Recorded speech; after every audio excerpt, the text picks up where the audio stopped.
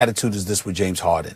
He did it on purpose because he wants to emphatically send a message to the Houston Rockets. He wants to get the hell out of there. He doesn't want to be there anymore. He might want to end his career there a few years from now and come back, but he wants to go someplace else where he's got a shot to win a championship. That's his priority, and I think this was a maneuver he used to try to force Houston's hand.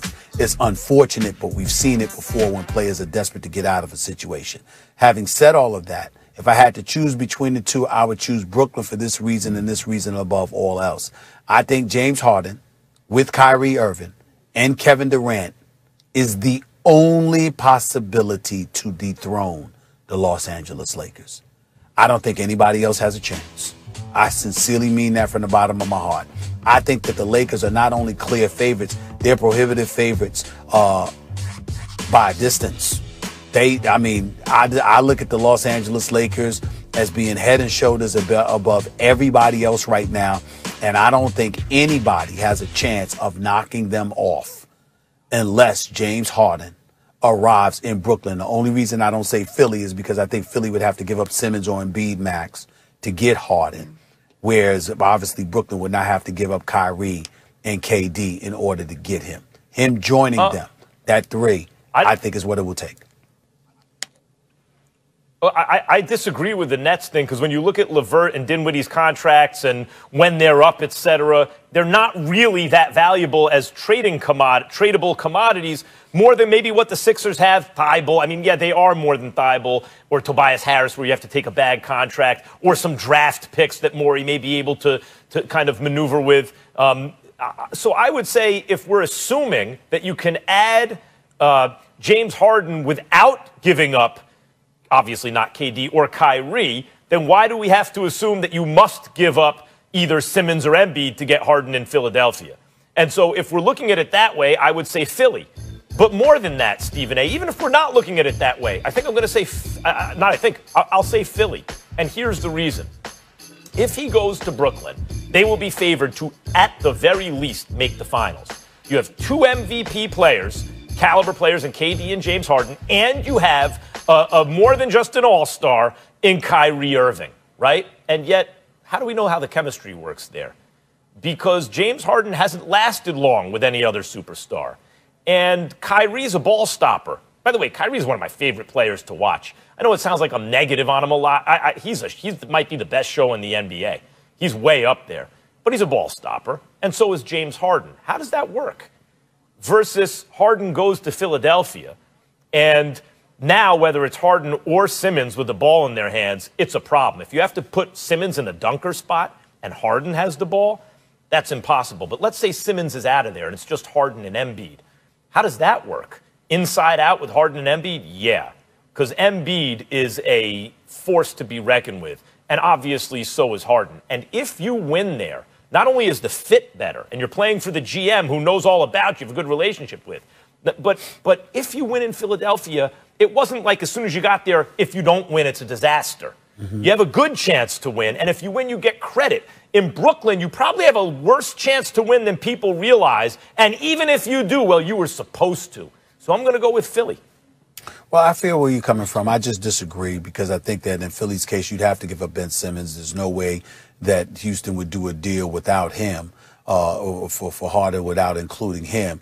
In the case of Brooklyn, when you've got Dinwiddie and you've got LeVert who can ball, and then you add to that somebody like a Taurean Prince and numerous picks, you never know what could happen. And when I think about Harden with Kyrie and KD, first of all, we all know KD to be one of the most efficient and unselfish superstars in the game in terms of he doesn't require a lot of volume in order to be very efficient and productive.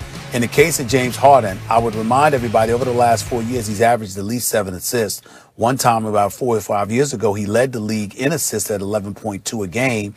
And he has the capability to be incredibly unselfish and distribute the basketball. We may have questions about Kyrie because Kyrie's a showstopper that with the nastiest handle on earth that can dance all day on you. But when you look at Harden and KD together, I think that would be far more lethal, and I think that would be the lone chance. Now, if you had Embiid with Simmons and Harden, of course I feel that way. I just don't think that Simmons would be there. But in the case of Harden with KD and Kyrie, I think that is I think that's more plausible. to happen, and I think that's the only shot the entire NBA has of knocking off the Los Angeles Lakers. There is no other chance of knocking them off, in my estimation. Well, I mean, so unless is it Harden inevitable? goes out west Is it inevitable somewhere that he leaves to a team that could really use him? What'd you say, Charlie? Is it inevitable he leaves? Is it a done deal? Harden is not. Well, I think it's inevitable Houston. that he's gone. I just don't think it'll happen before the season. Houston knows he wants out.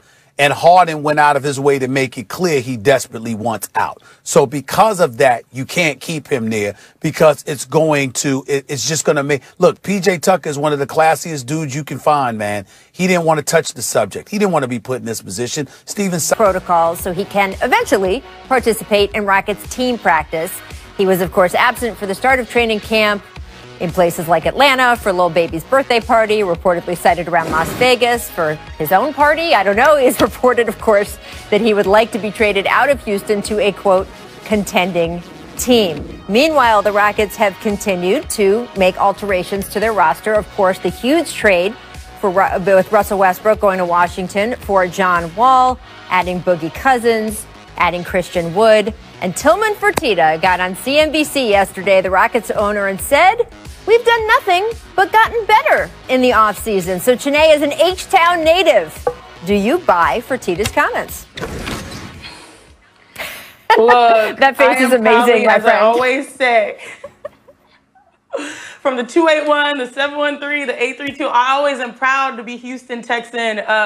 But when I heard those comments, I was a little shocked just because it seems like a smokescreen. Like there's smoke there, like cap. Like this is not the truth necessarily. And maybe this is what he wants us to be and say, oh my goodness, everything's going to be all right. But when there's smoke, right, a smoke screen, there's usually a fire. And it seems like the Rockets are on fire, not the best way. The way I see this really is just that you can't hide from the facts. You know, you do have someone that wants to be there in John Wall, who after injury is going to be on a mission to prove himself, especially with his contract. But overall, the Rockets, they've been moving the last few years with a walking bucket, James Harden, but they haven't been operating with the identity that they needed to find success that will keep him there, which is why he's looking elsewhere. To be fair, Rachel, that longer conversation in that interview, he says a lot of the right things about how James wants to win a championship and how Tillman hopes that it's going to be in Houston where they think they have a chance to do that. And that's all the good kind of cleanup talk you do. That's what you say in public. Behind closed doors, obviously, is a different story. But to say that this team got better, I mean, either you're delusional or you're just really bad at lying. Either way, that doesn't help. You don't need to go that far. He could have stopped at just, hey, we want to win a championship. James wants to win a championship. We'll get it done. But to say that out loud just indicates a complete unnecessary understanding of what's happening. When you think about trading Russell Westbrook, an all-NBA player, who you gave up 8 billion first-round picks to get a year later for a guy who hasn't played in 2 years, and you got 1 first-round pick for that in compensation. There's no way you could tell me that's an upgrade. Even if John Wall is the John Wall that we remember from 2 years ago, he's still not as good as Russell Westbrook is right now. Chene, we haven't had you on since the trade, Wall and Westbrook. As a Houston native, how do you feel? Honestly, I'm emotionally numb. I'm rooting for John Wall. He, you know, as someone who has come back from injuries myself, right. I think a lot of times you have this mission to prove that you are just as good, if not better, than you were before. And I think he will have that motivation. And really, you know, given what he's gone through recently, a fresh start is good for him. But overall, for the organization, a lot of the moves, I feel like we're trying to just attach ourselves to value, not necessarily a mission or an identity. Because like for the last few years, we've been centered upon analytics and shooting more threes and going in isolation.